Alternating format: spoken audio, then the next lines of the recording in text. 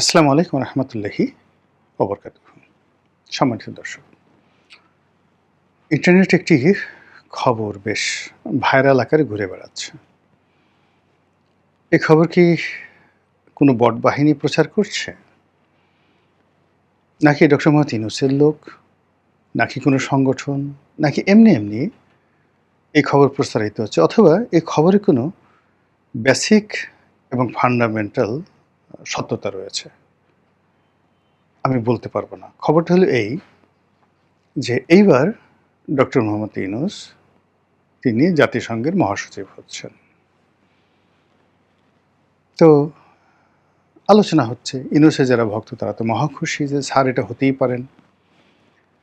জাতিসংঘের যিনি বর্তমান মহাসচিব আছেন জনাব অ্যান্থনি গুতেরেস, তিনি শিক্ষাগত যোগ্যতায়, বয়সে ডক্টর মোহাম্মদ ইউনূসের কাছে শিশু। এছাড়া ডক্টর মোহাম্মদ ইউনূসের আস্থাভাজন, করুণাভাজন, তার শিষ্য তিনি যাকে নিয়োগ দিয়েছেন, সেই ব্যক্তি এখন জাতিসংঘের সবচেয়ে আনুষ্ঠানিক সেলিব্রিটি যে পোর্টফোলিও রয়েছে। মানে দৃশ্যত যেমন জাতীয় সংঘের সবচেয়ে ইফেক্টিভ এবং পাওয়ারফুল সংস্থা হলো নিরাপত্তা পরিষদ। সেটির ৫ জন স্থায়ী সদস্য আছে, আপনারা সবাই জানেন। এবং সেখানে নিরাপত্তা পরিষদের যারা সদস্য, ওই নিরাপত্তা পরিষদের যিনি চেয়ারম্যান থাকেন, কার্যকরী কমিটির যারা সদস্য থাকেন, তারা অত্যন্ত শক্তিশালী। কিন্তু আমরা যেটা দেখি সেটি হলো জাতিসংঘের সাধারণ পরিষদের বার্ষিক অধিবেশন, জেনারেল অ্যাসেম্বলি, যেখানে সবাই যান। একজন সভাপতি মনোনীত হন ১ বছরের জন্যে এবং যারা রাষ্ট্রপ্রধান, সরকার প্রধান সেখানে বক্তব্য দিতে যান, সবাই তাকে মাথা নুইয়ে কুর্নিশ করে পার্লামেন্টে বা উচ্চতর আদালতে যেভাবে বিচারকরা বসেন সেইভাবে সেই সাধারণ পরিষদের সভাপতি বসে থাকেন এবং তাকে অ্যাড্রেস করে, মাননীয় স্পিকারকে অ্যাড্রেস করে যেভাবে কথা বলা হয়, মাই লর্ড যেভাবে বিচারপতিকে, প্রধান বিচারপতিকে বা সিটিং জাজ যিনি মানে এখানে প্রেসাইড ওভার করেন, তাকে উদ্দেশ্য করে যেভাবে আইনজীবীরা কথাবার্তা বলেন, ঠিক সেইভাবে তাকে সম্বোধন করতে হয়। তো সেই দিক থেকে যেটা হচ্ছে যে ডক্টর মোহাম্মদ ইউনূসের যিনি স্নেহভাজন জনাব খলিলুর রহমান, বাংলাদেশের পররাষ্ট্রমন্ত্রী। তো বাংলাদেশের পররাষ্ট্রমন্ত্রী জনাব খলিলুর রহমান অনেক যোগ্যতম ব্যক্তি, কিন্তু আমরা তাকে চিনতাম না, আমরা তাকে জানতাম না। আমরা তাকে জেনেছি ডক্টর মোহাম্মদ ইউনূসের কল্যাণে। আর তাকে যতটুকু পরিচয় করিয়ে দিয়েছেন তার গুরুত্ব এবং তার বিশালত্ব সম্পর্কে, সেটা হলো প্যারিস থেকে পিনাকি ভট্টাচার্য। তো সেই ক্ষেত্রে সেই খলিলুর রহমান সাহেব যদি জাতিসংঘের সাধারণ পরিষদের সভাপতি হতে পারেন, তাহলে ডক্টর মোহাম্মদ ইউনূসের জন্য জাতিসংঘের মহাসচিব হওয়া এটা তো কোনো ব্যাপারই না। এটা ডিমও না, ডিম ভর্তাও না, আলু ভর্তাও না। এটা উনি চাইলেই হতে পারেন। এটা উনার যারা লোকজন তারা বিশ্বাস করে এবং উনি যাদেরকে তৈরি করেছেন উনার চারিপাশে, এটা এক ধরনের ইংরেজিতে একটি শব্দ আছে, সেডাকশন। মানে সবাইকে মোহবিষ্ট করে, মোহগ্রস্ত করে, তুমি কেমন করে গান করো হে গুণী। আমরা যেভাবে গুরুদেব বানাই, আমরা যেভাবে পীর বানাই, আমরা যেভাবে মাজারকে পুজো করি, আমরা যেভাবে তাল গাছকে পুজো করি, বট গাছকে পুজো করি, বা আরও অনেক দেবালয়কে কেন্দ্র করে আমরা অনেক কিছুই করি, তদ্রূপ কিছু মানুষ আছে যারা এই দুনিয়াতে একটা মোহ তৈরি করতে পারে, সেটা যেভাবেই হোক না কেন। এ যুগে আছে, আদি যুগে ছিল। তো সেই দিক থেকে আপনি ধরুন ভগবান রজনীশ, আমেরিকার মতো জায়গাতে তার কোটি কোটি ভক্ত। আবার স্বামী বিবেকানন্দ, সারা দুনিয়াতে তার কোটি কোটি ভক্ত ছিল। তো সেই দিক থেকে ডক্টর মোহাম্মদ ইউনূস তিনিও একটা মোহমুগ্ধ আন্তর্জাতিক ভক্তকুল তৈরি করেছেন, যারা আনকন্ডিশনালি তাকে ভালোবাসে। তিনি যা বলেন তাই তারা শুনতে চায়। তিনি কাঁদলে তারা কাঁদে, তিনি হাসলে তারা হাসে, তিনি নাচতে বললে তারা নাচে। এবং এটা আমি নিজে দেখে আসছি। এটা মানে আমি না দেখলে বিশ্বাস করতে পারতাম না। যেমন ধরুন আমি বেশ কিছুদিন কাজ করেছি আমেরিকার একটা গ্রাম পৌরসভা আছে মাউন্ট প্রসপেক্ট। আ শিকাগো শহর থেকে ২০-২৫ কিলোমিটার দূরে। তো সেখানে আমার যে ল্যান্ড লেডি ছিলেন, আমি যে বাড়িতে থাকতাম, ভদ্রমহিলা একজন ফরেস্টার জেনারেলের আ কন্যা। অসম্ভব রূপবতী। আপনি একে তো আমেরিকান, তার উপর তার চেহারাটা ঠিক মধুবালার মতো। পিয়ার কিয়া তো ডরে নাকে। এইরকম সুন্দরী একজন মহিলা ডবল মাস্টার্স করা জর্জ ওয়াশিংটন ইউনিভার্সিটি থেকে। তো সেই মহিলা যখন জানলেন আমি বাংলাদেশে বাড়ি, তিনি ১ম এ বললেন যে, "তুমি ডক্টর মোহাম্মদ ইউনূসের দেশের লোক। তোমাকে কি তিনি চিনেন?" আমি বললাম, "হ্যাঁ, উনি আমাকে চেনেন।" মানে এই কথা বলার সঙ্গে, সঙ্গে ভদ্রমহিলা আমার মানে কি বলবো, আমার মানে ওইখানে মূল্যই বেড়ে গেল। তারপরে বলল যে, "আমার খুব জীবনের একটা শখ তার সঙ্গে একটু দেখা করানো, তার সাথে একটু কথা বলা।" আমি বললাম যে, "ঠিক আছে, তুমি এক কাজ করো, বাংলাদেশে আসো। আমি যখন বাংলাদেশে যাবো আমি তোমার সঙ্গে তার মিটিং করে দেবো।" এবং মানে এমন একটা ব্যাপার যে বিশ্বাস করেন সে মনে হলো যেন আকাশের চাঁদ হাতে পেয়েছে। এই হলো আন্তর্জাতিক অঙ্গনে আমরা এখানে তাকে যতই গালাগালি করি না কেন, আন্তর্জাতিক অঙ্গনে তার এইরকম ভক্তকুল রয়েছে।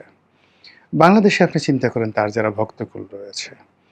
নরমালি এই ধরনের মানুষ তাদের কাছে অনেকে যেতে চায় না। কিন্তু আপনি দেখুন তার যারা লোকজন আছেন, সেই নূরজাহান বেগম ধরেন, তারপরে লামিয়া মোর্শেদ ধরেন, তার এই যে ২য় স্ত্রী বলেন, তার ১ম স্ত্রী বলেন, তার ১ম স্ত্রীর ঘরের কন্যা, ২য় স্ত্রীর ঘরের কন্যা, তাদের মধ্যে যে সম্পর্ক সব মিলিয়ে আপনি চিন্তা করেন he is a magical man. এতগুলো একসাথে সামঞ্জস্য করা সম্ভব নয়। তো সেই মানুষটি আমাদেরকে ১৮ মাস আমাদের দেশটা চালিয়েছেন। বলতে গেলে তিনি কিছুই করেন নাই। কিন্তু আমরা অবাক বিস্ময়ে তাকে সবাই স্যার ডেকেছি। বিএনপির বাঘা বাঘা নেতারা রাগ হয়ে মনে করছে আজকে নিজের চুল নিজে ছিঁড়ে ফেলবো। তো যারা যখন এখন ফাইনালি চিন্তা করলো যে আমাদের চুল আমরা ডক্টর মোহাম্মদ ইউনূসের সাথে কিছুই করতে পারবো না, আমাদের চুল আমরা আজকে ছিঁড়ে ফেলবো। যেই না রাগ হয়ে যমুনাতে গেল, যমুনার গেট পার হওয়ার সঙ্গে সঙ্গে তাদের মুখে হাসি চলে আসলো।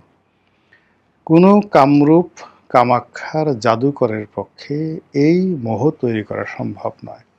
এটাকে ইংরেজিতে বলা হয় সেডাকশন। তো কাজেই তার যে আন্তর্জাতিক অঙ্গনে এই সেডাকশনের মাধ্যমে যে বিশাল একটা ভক্ত শ্রেণী তিনি তৈরি করেছেন, কিংবা ধরুন এই যে ১৮ মাসের যে ক্ষমতা, এই ক্ষমতাকালীন সময়ে কিন্তু তিনি অনেক লোককে তার ভক্ত বানিয়েছেন, মুরিদ বানিয়েছেন, বিশেষ করে জামাত। জামাত তো ডক্টর মোহাম্মদ ইউনূসের জন্য জান দেবে। প্রতিটা নেতাকর্মী স্যার, স্যার, স্যার, স্যারের জন্য সবকিছু তারা করতে পারে। তাদের আমেরিকাতে সংগঠন আছে, ইউরোপে তাদের সংগঠন আছে। তো সব মিলিয়ে এই মানুষটি যদি অলনে ছাড়েন, হঠাৎ করে আপনি দেখেন মানে জাতিসংঘের মহাসচিব হয়ে গেছে, আশ্চর্য হওয়ার কিছু নেই। এটি বললাম ইতিবাচক দিক। এবং এটা আমি বললাম এই কারণে যে এই মানুষের পক্ষে সবকিছু করা সম্ভব। তার পক্ষে সবকিছু করা সম্ভব যেভাবে শেখ হাসিনার পক্ষে সবকিছু করা সম্ভব ছিল। শেখ হাসিনাকে নিয়ে দুটো উদাহরণ দিলেই আপনি বুঝতে পারবেন যে তিনি যাদেরকে মুগ্ধ করেছিলেন তারা তার সম্পর্কে কী ধারণা পোষণ করতেন। তো নামেই বলি মানে যাতে আপনাদের গল্পগুলো মজা লাগে। একবার ডক্টর মুনতাসির মামুন, তার সঙ্গে আমার একটা টেলিভিশন টক শো ছিল এটিএন নিউজে। উনি হাসছেন, একা একা হাসছেন। তা আমি বললাম, "স্যার কেন হাসছেন?" তো বলল যে, "রনি একটা জিনিস মনে করে আমি হাসছি। সেদিন সম্ভবত পাকিস্তানের সঙ্গে বাংলাদেশে খেলা হচ্ছিল। ক্রিকেট খেলা। তো সকালবেলা মুনতাসির মামুন সাহেব যখন গেলেন, খেলা তখনও শুরু হয়নি। তো এখন আ শেখ হাসিনা বললেন যে, "আপনি কোন দলে?" তো উনি বলল যে, "আমি তো পাকিস্তানের সাপোর্টার।" মুনতাসির মামুন। তো বলল, "পাকিস্তানের সাপোর্টার আপনি তো আজকে ফেল করবেন, আজকে বাংলাদেশ জিতবে।" তো মুনতাসির মামুন বললেন যে, "ম্যাডাম বা আপা এটা কি করে সম্ভব? এটা তো একেবারে হবার নয়।" বলল যে, "এটা সম্ভব।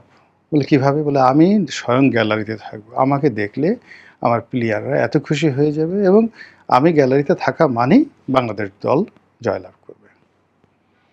সালটা আমার মনে নেই। আমরা যখন ওই টক শোতে গেলাম তার আধা ঘন্টা বা ১৫ মিনিট আগে ওই খেলাটার ফলাফল ঘোষিত হলো এবং বাংলাদেশ সেদিন পাকিস্তানকে পরাজিত করে জিতে গেল। ওই দৃশ্য দেখে মুনতাসির মামুন রীতিমতো টাসকি খেয়ে গেলেন যে, "হাউ ইট ইজ পসিবল? এতটা প্রফেসি থাকে কি করে একটা মানুষের? এতটা অলৌকিক ক্ষমতা থাকে কি করে?" এই গেল একটা। ২ নম্বরে হলো যে আমাদের ধীরেন্দ্রনাথ শম্ভু বরগুনার এমপি। খুব ভালো সম্পর্ক, বন্ধুর মতো সম্পর্ক।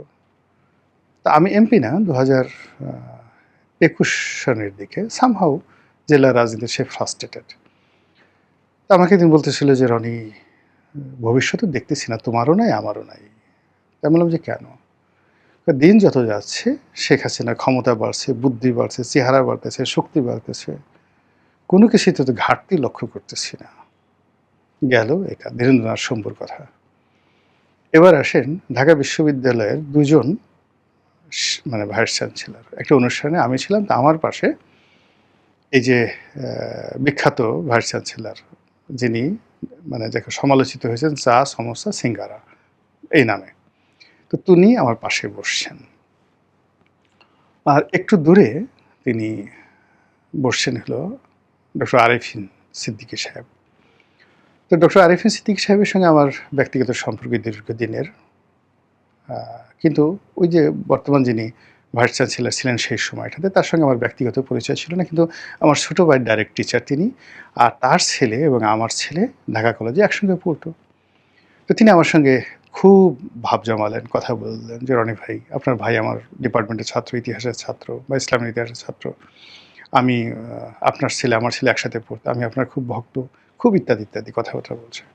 আমি দুষ্টামি করে বললাম যে, "এই যে আপনি আমার সাথে এত আন্তরিকতা নিয়ে কথা বলছেন, আমি তো এখন আ আর মানে যাকে বলে আওয়ামী লীগে নেই, আমি তো এখন বিএনপিতে।"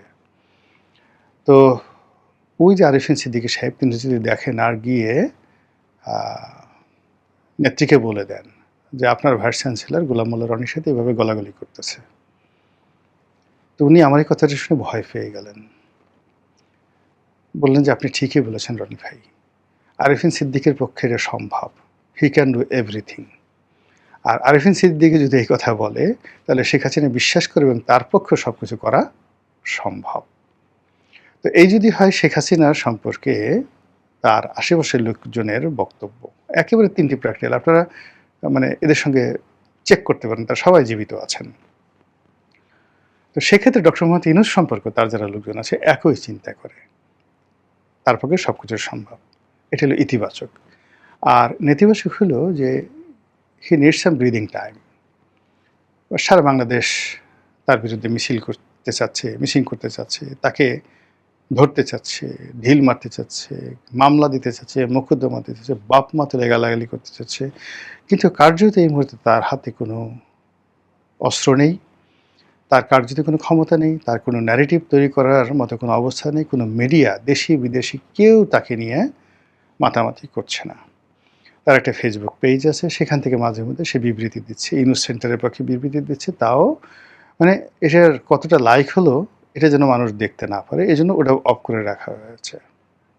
এই হলো তার বাস্তবায়ন অবস্থা। তো সেক্ষেত্রে যেহেতু তিনি মার্কেটিংয়ের মানুষ, প্রতিপক্ষকে ভয় দেখানো, তার কদর সৃষ্টি করা, অন্ততপক্ষে ১-২ মাস ৩ মাসে যে যতদিন পর্যন্ত জাতিসংঘের মহাসচিব, নতুন মহাসচিব দায়িত্বভার গ্রহণ না করেন, ততদিন পর্যন্ত যদি মানুষকে ভয় দেখানো যায়, ইভেন তারেক রহমানকে ভয় দেখানো যায়, শেখ হাসিনাকে ভয় দেখানো যায়, দিল্লিকে ভয় দেখানো যায়, নরেন্দ্র মোদীকে ভয় দেখানো যায়, তাহলে সেটা তার জন্য একটা বিরাট প্রাপ্তি। হলেও হতে পারে, আবার নাও হতে পারে। মহান আল্লাহ আমাদের সবাইকে হেদায়েত দান করুন এবং হেফাজত করুন। আসসালামু আলাইকুম ওয়া রাহমাতুল্লাহি ওয়া বারাকাতুহু।